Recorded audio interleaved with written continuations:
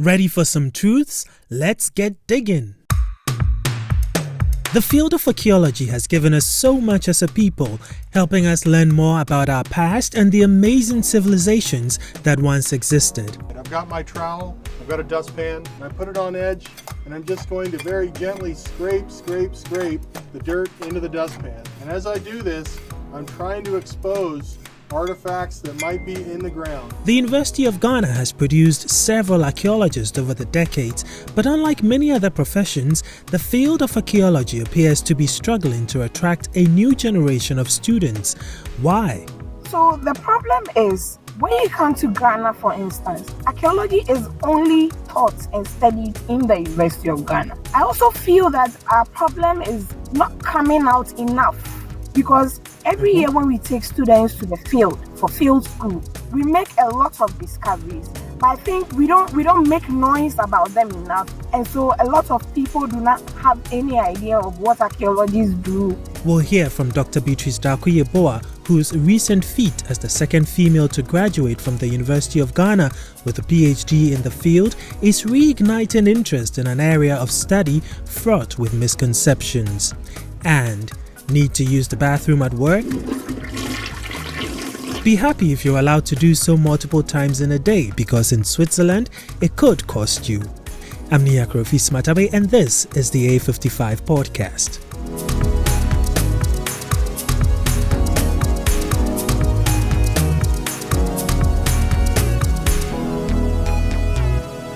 Hello and welcome to the A55 podcast. Thanks for joining us again for another exciting conversation this week on the show. A big welcome to those of you listening to us for the first time. Let me take this opportunity to ask you to subscribe to our show if you're listening on Spotify, Amazon Music, Apple Podcasts, or Acast, so you can be among the first to get brand new episodes of the show when it's available. We are all over social media on Instagram, Threads, and X. Our handle is the same at A55Pod. Search for A55 Podcast on Facebook and LinkedIn and the A55 Podcast on YouTube. We'd love to hear your thoughts about the show, so please share them with us on social media and take a moment to give us a 5-star rating as well. As always, let's begin with a proverb, this one from the Fiper tribe. Here's Gertrude Davison Tete. One who is willing to bathe with cold water doesn't feel the cold. Thanks, Gertrude. If you've been to college or are in the process of applying to one, I bet your choice of major or majors is somewhat based on what you envision to be your future career. But what if you end up with a course or courses that have absolutely nothing to do with your dream career? What do you do? When my guest for today, Dr. Beatrice Darko-Yeboah, graduated high school, she had her eyes set on becoming a banker, so she chose courses that related to that profession directly. Her admission to the University of Ghana, however, came with a different set of courses, which included archaeology and history, areas she had limited introduction to throughout her high school years. So, when the time came for her to go to college, she was ready to reject the admission offer from the University of Ghana until a chance visit to the university's campus changed her trajectory. At the risk of betraying my high school teacher and all he taught me, I'll admit that even though I learned a bit about archaeology in my high school history class, my knowledge about that field of study is somewhat limited. Like many, I remember archaeology to be the scientific study of our past, specifically human life in the past, which is done through excavation of select sites.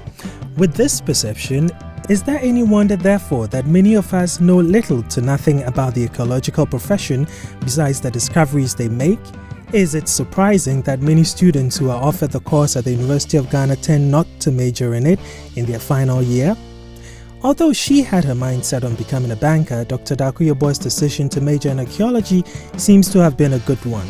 Currently, she is the second female ever to graduate with a PhD in the program from the University of Ghana and the first female ever from its thought PhD program. But what caused her to change her mind about archaeology when many appear to have rejected the course, and what made her pursue it to the highest level? Dr. Darko-Yeboah joins me shortly with some answers and her thoughts on why archaeology appears to be an unpopular field for many students.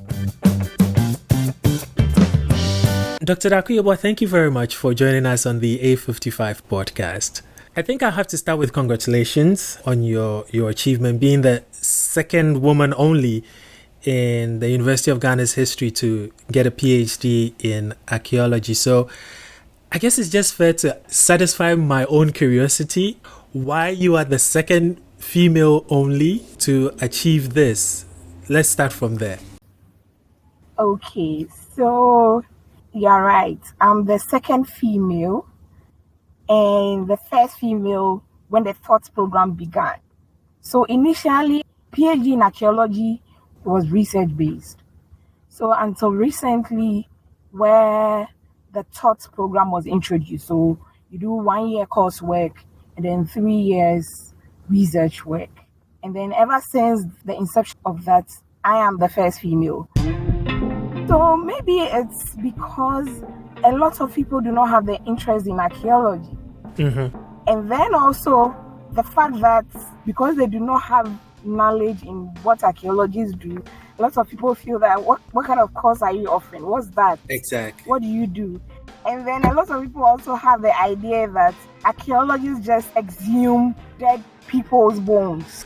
I was thinking about this even before our conversation, that I think even in our history class in high school, we were given that brief summary of archaeology digs into the past, both literally and metaphorically, that they actually dig the ground, to find things in our past. So I guess it happens that people get to the university and then they are offered archaeology or they choose it and they're like, do I want to really be digging my whole life in the soil into the past? Exactly. And the funny thing is that I didn't have interest in archaeology. I didn't choose archaeology for my first degree. That's interesting. Growing up, I was someone who was interested in working in the bank. Huh. When I was selecting schools for my university, the courses I chose were banking and finance and business administration. Huh. Yes.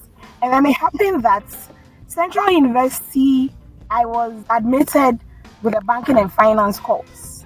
But University of Ghana admitted me with geography, history, and archaeology. During my secondary school days, I offered general arts with economics, elective maths, geography, and general knowledge in arts. So you can see from there that I had no knowledge about history and archaeology. Yes. So when I was offered that, I was like, what? Someone who wants to become a banker? I had no idea what archaeology was, what it entailed. So I told my dad, you know what?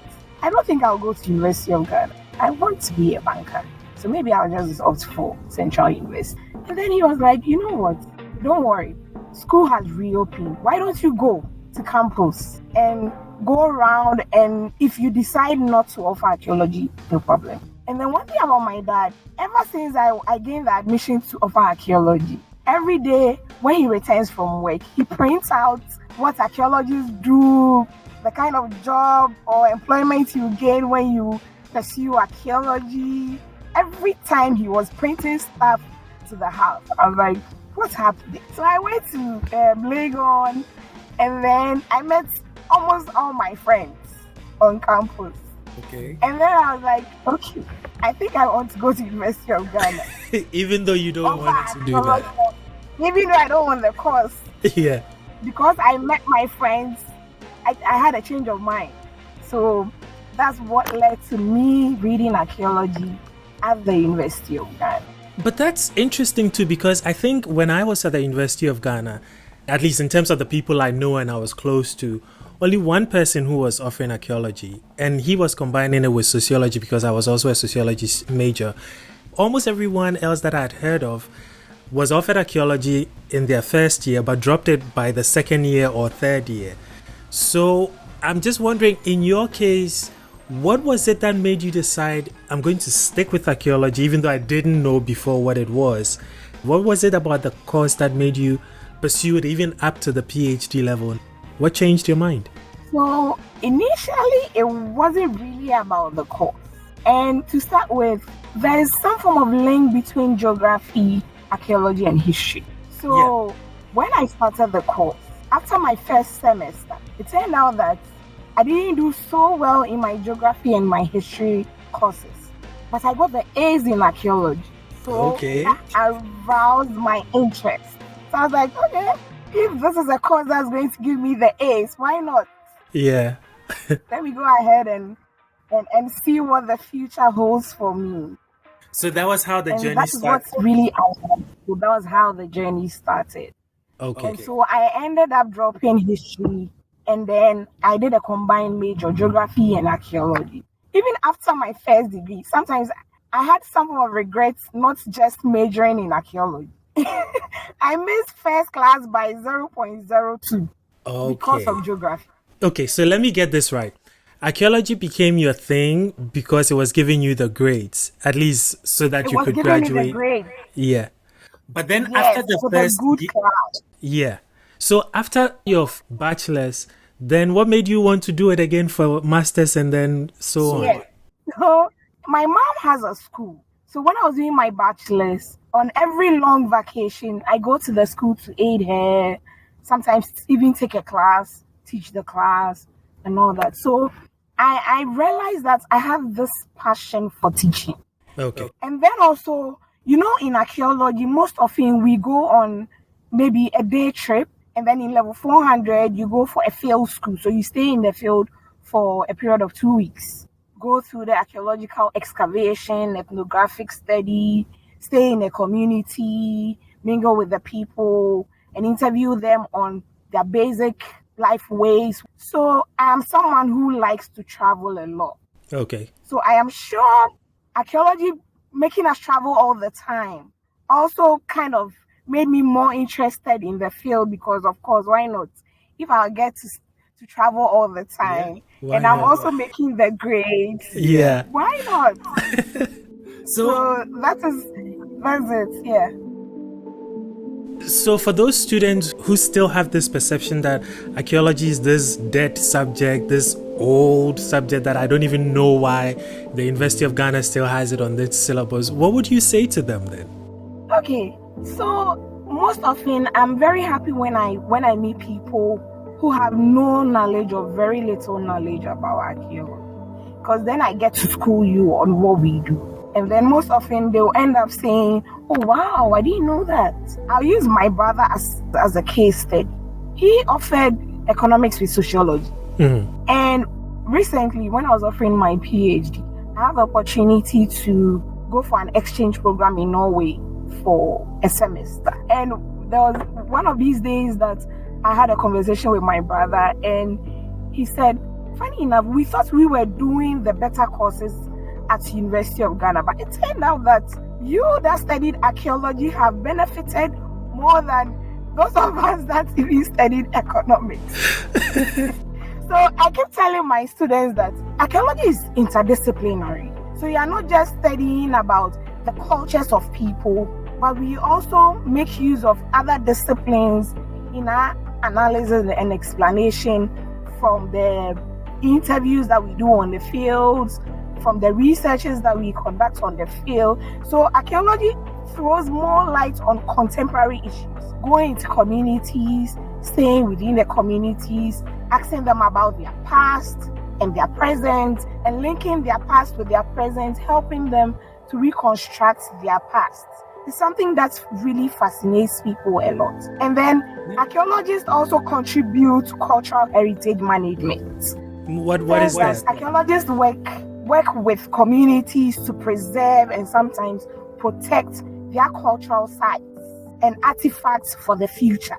So things and materials that sometimes may be deteriorating or maybe going extinct. Sometimes archaeologists come in there to save the day. If we have to excavate these materials and, if possible, store them in a museum, exhibit them so that people from far and near can even come there to study and also know more about the community as well. And also archaeologists, we inspire new discoveries and perspectives. So I'm sure if you follow documentaries on archaeological excavations all over the world, every now and then new discoveries are being made.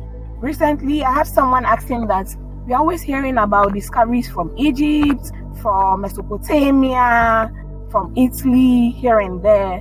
but we hardly hear anything from Ghana. Like, what are you people doing? It was actually a question I have, that I think the most recent thing I heard was some new discovery or archaeological findings at, I think it's the Cape Coast Elmina Castle. And I was like, but why has it taken so long for us to now hear? You think all those also contribute to the misunderstanding or misconceptions people have about archaeology in Ghana? So the problem is, when you come to Ghana, for instance, archaeology is only taught and studied in the University of Ghana. You won't find it anywhere else. I also feel that our problem is not coming out enough, because every year when we take students to the field for field school, we make a lot of discoveries, but I think we don't make noise about them enough. We do not publish them enough. And so a lot of people do not have any idea of what archaeologists do, what it entails. And very recently, before the Bui Dam was constructed, archaeological excavations were undertaken. And it went a long way to help the community, because they did not want to relocate, because most of them were of the view that that is where they grew up, their ancestors are buried there, this is where we know. Why do you want to move us elsewhere? And so it became some form of conflict between the Bui Power Authority and then the people within the community. But with the intervention of archaeologists, the people all agreed, and they moved from that community to the new resettlement sites that was made for them. So archaeologists are working so much in Ghana. It's just that I think we are not making so much noise about it. Yep, I think that's the problem. And I also feel that what is not really helping us is the fact that, when you travel outside, I'll use myself as an example. You travel to a country like Norway, there are laws governing developments, constructions, and even building of houses before any construction activity takes place. Archaeologists come in there to conduct what we term as cultural impact assessment, to be sure that wherever these construction and developmental activities are going to take place, we are not going to end up destroying people's relics and cultures of people that might have some form of significance. And for that matter, because they have the laws governing these archaeologists, it makes it easier for them to be all out and people get to hear about them. However, in our part of the world, we do not have much law, so anybody gets up to build houses, to build companies without consulting archaeologists. And the only time archaeologists are consulted is when mining companies are going to mine and they have to conduct environmental and cultural impact assessment. That is when they come to the archaeologists. Okay. Because without that, you'll not be given the permit by EPA to conduct your mining expeditions. And then also other developmental projects by government institutions and big companies also bring them to archaeologists again. Because wherever you have to conduct cultural impact assessment, then the archaeologists come in. So I think maybe our laws are not also helping us enough. We do not have laws governing us enough. We do not have people within the government sector who are knowledgeable about archaeology. And for that matter, we are kind of limited when it comes to archaeological works. That's why they're not really out there. So it's not just a matter of you, the archaeologists, not blowing your own horn. It's also a problem because even our political leaders, in terms of the laws they've drawn up for us, doesn't include the archaeologists or doesn't consult them as much as they should, so that we have you doing all the things you're supposed to do. And we are just waiting for you. Yeah, and we are just waiting for you to say, oh, we discovered some new site in Elmina Castle that tells us more about slavery. Right. Yes, right. Okay. Which I don't think is fair enough. I don't think it's fair enough. We should do more. We can do better. Okay. As a nation, we have an archaeology museum at the University of Ghana, and it's a teaching museum. So most of the things we teach within the lecture halls, you find a demonstration of that within the museum. And then some of the excavated materials from various researches that we've done have also been exhibited within the museum.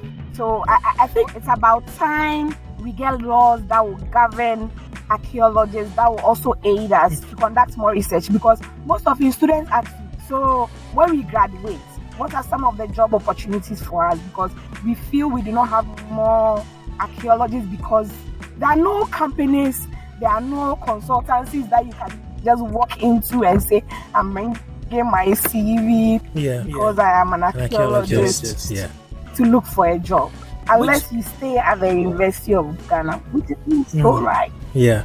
And so now it brings me back to you, because the information I found about you, which even made me more excited to talk to you, was also about your own research in Osu, which is like the biggest tourist hub in Accra. You looked into Osu's history and their interaction with the early Europeans. Can you share a bit of your findings with us? Okay, so what really informed my decision was actually based on a project which was going to take place by the government at the beachfront of Accra. That is from Osu all the way to the Art Center area. The program is termed the Marine Drive Tourism Investment Project, which was actually going to develop the beachfront of Osu and Accra into a tourism enclave.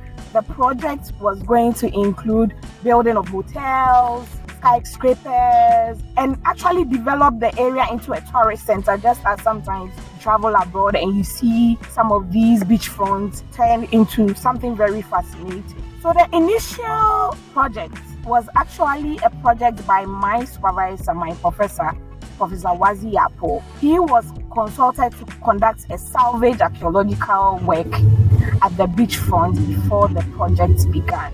Because of course, we all know that Osu is one of the areas in Ghana that you cannot talk about colonialism and slavery without talking about Osu and the Christian Bock Castle. That's true. Then of course, as archaeologists, there are relics on the beachfront that attest to colonialism, that attest to slavery and interactions between Europeans and the indigenous people of Osu and other indigenous people as well. So when he was consulted to conduct the salvage work, I was his student by then. I had completed my MPhil, so then I was lucky enough on a dump site or a maiden at where we term as the old Osu settlement, which was bombarded by the British in the 19th century. And of course, archaeological excavations hadn't been conducted in that area. And so if the area is going to be graded and destroyed, why not salvage these materials? That's why at the verge of being destroyed, and come up with a research that is actually going to talk about the encounters at Osu and also help preserve the heritage of the people of Osu as well. And during my research at Osu, a lot of things were discovered. So aside, someone would say, the tangible heritage, which includes the Osu Salem School, which is today known as the Osu Presbyterian School, built by the Basel Missions, and then the Osu Presbyterian Church, which was bombarded at the coast and rebuilt within the community. Other discoveries were from my excavation of trenches along the maiden at the coast. So my excavation revealed 3 different occupational phases: the pre-European phase, the European encountering phase, and then the post-European phase. I'm sure you are wondering why I'm saying all this. So from my excavations, materials that were recovered from the lower levels were more of the local materials. Local materials in the sense that local pottery that are produced in Ghana. Bones that were analyzed by zoologists that I gave my materials to them to help me analyze. And the bones that I got from the research in the lower levels were more of hunted animals and the kind of engagements that the local people were into. And then also, the local pottery was a form of pottery that wasn't made in Osu. but were pottery that you can find in the Accra Plains. For instance, the Shai pottery. We all know as Ghanaians that the Shai people are people who make pottery. So most of Shai pottery were found in the local level. And that brings us to the fact that trading activities did not just begin when the Europeans came to the Gold Coast. The local people themselves were already trading within themselves before Europeans came. And so the recovery of Shai pottery in Osu is an attestation of trade that was ongoing between the local people before the Europeans came in. Then the European phase of my excavation was when you see a mixture of local materials and then European materials, including ceramics, glass, European smoking pipes, as well as slates and stencils that was used in introducing education into our system. So someone will ask that, how was education introduced? I mean, the fact that I found slates in my excavation and pencils, and the fact that you are finding Osu Salem School, which was built by the Basel Mission, also attests to the fact that education was truly introduced by these people, because I'm finding them in the European phase. I'm finding European pottery from England, from the Danes, smoking pipes from the Danes, which attests to the fact that these people really occupied the Osu area and they traded with the people of Osu. And then you are finding local smoking pipe, which is a bit similar to the European form of smoking pipe. And then the upper level, which I term as the post-European phase, is the phase where you see more ceramics with the coat of arm embossed on teapots, teacups. So that would mean almost it's all the after ceramic materials that you find. Yes. And so it is informing us that these materials were used after we gained independence and Nkrumah took over the Christian book custom. And just one last question I have, which is, you are also an environmentalist. So which influences which? Does your environmentalism or environmental activism influence how you do your archaeology, or does your archaeology influence how you do your environmental activism? How do the two work for you? So environmental and archaeology kind of work hand in hand. There's some form of link between the two, because of course as archaeologists we work within the environment. So there's a link between archaeology and environmental, in the sense that when you talk about, for instance, climate change perspective, I consider the impact of climate change on past cultures and environment as well, and how they inform our understanding of present day challenges within the climate itself. So when it comes to archaeology, sometimes... No, I'm just curious. How can you tell how climate change impacted, let's say, in your study in Osu, for instance, how climate change impacted the pre-colonial society, how it impacted the colonial society, and the post-colonial? How are you able to do that? Okay, so to answer that, so you remember I made mention that in the pre-colonial phase, there was more of hunting and gathering. So you see bones of hunted animals within the archaeological context. But today you go to Osi and the environment within Osu, and you will not find any forest in there to go and hunt. So climate change has actually, yes. And then also, for instance, if you consider the sea, for instance, because the sea is retreating into land, part of old Osu has been washed into the sea.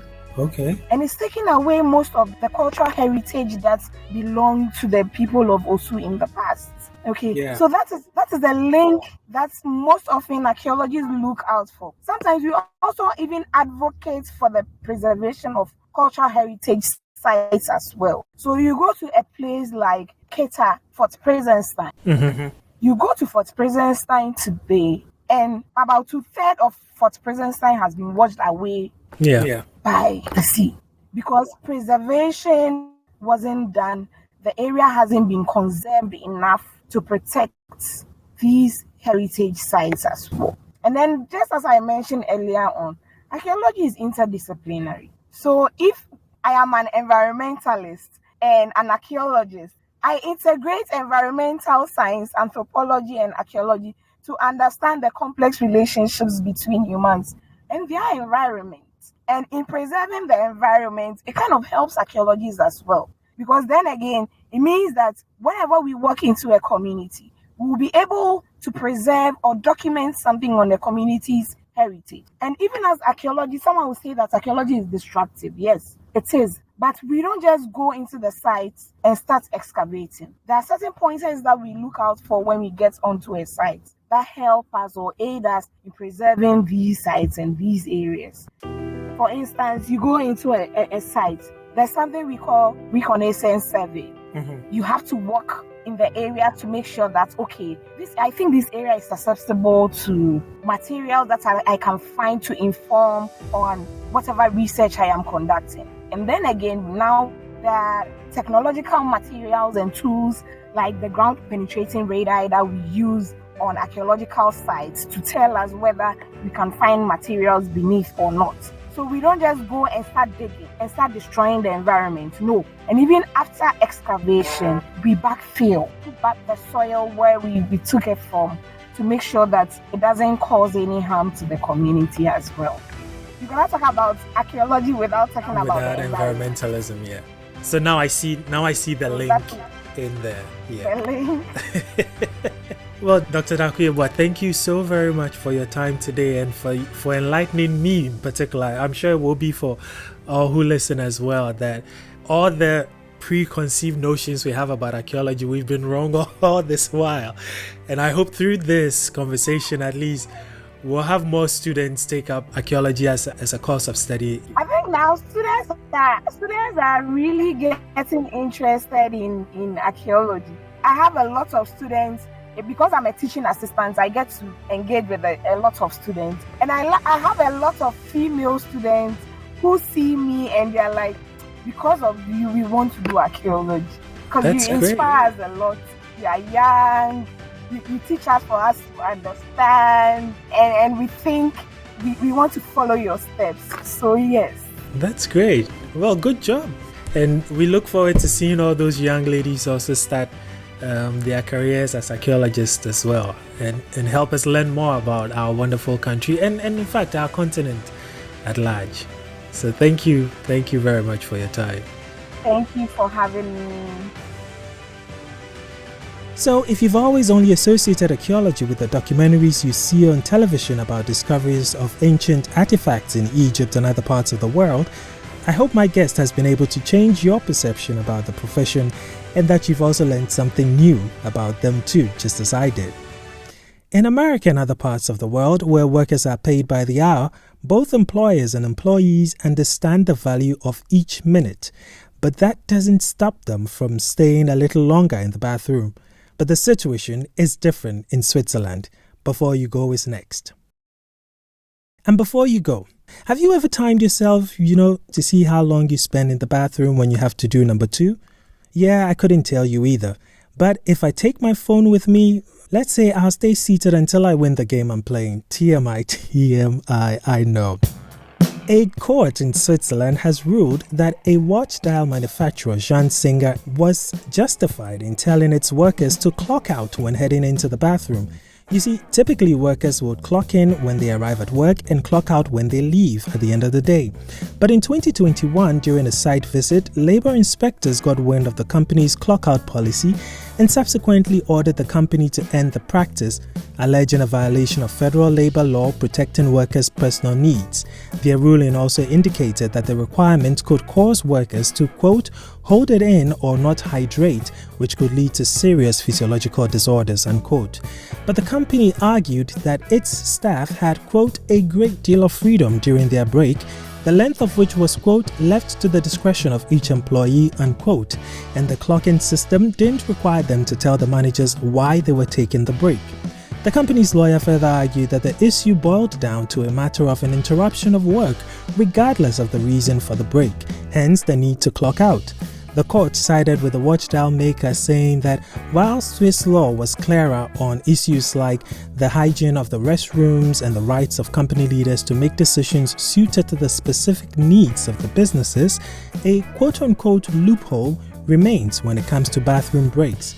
The court also said that, quote, Swiss law does not mention the right of employees to go to the toilet, even though it is a basic physiological need, unquote.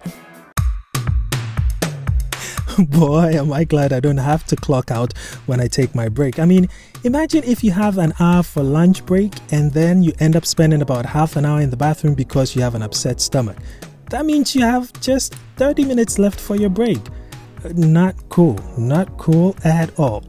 Anyway, that's our show for today. Thanks to Dr. Beatrice Darko-Yeboah for joining us to talk about her research in the field of archaeology. Special thanks to my producer Gertrude Davison-Tete and Bright Dra, our social media coordinator. If you're enjoying this podcast, as I know you do, please share it with that friend of yours who you know also loves podcasts. Our theme music is Sunshine Blues by Copy Spikey. I'm Nia Krofi Smatabe. Have a great weekend, and let's do this again in 2 weeks.